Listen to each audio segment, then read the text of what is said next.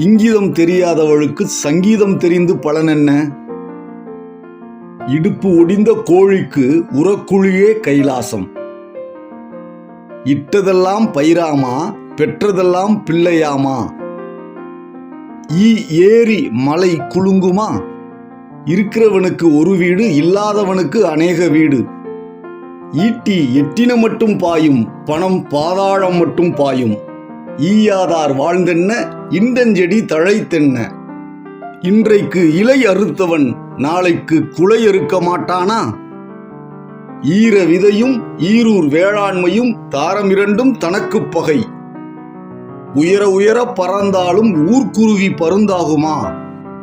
உடம்புழைந்த கழுதை உப்புக்களம் போயிற்றாம். உடும்பு போனால் போகிறது, கை வந்தால் போதும்.